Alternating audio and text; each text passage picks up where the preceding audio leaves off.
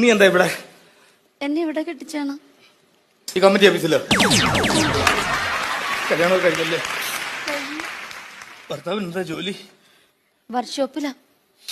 ചുമ്മാ ഒരു ഗ്രീസിന്റെ പണം. പക്ഷെ നീ ഒരു മേശിനെ കല്യാണം കഴിച്ചാൽ മതിയായിരുന്നു. അതെന്താ ചേട്ടാ?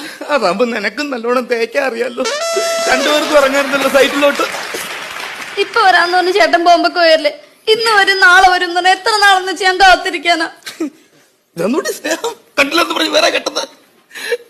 കാഞ്ചനമാലയെ പോലെ കാത്തിരിക്കുമെന്ന് ഞാൻ കരുതി. ഇതിനെ പോലെ ഏതെങ്കിലും വെള്ളത്തിൽ വീണ് ചത്തിട്ടുണ്ടാവുമെന്ന് ഞാനും കരുതി.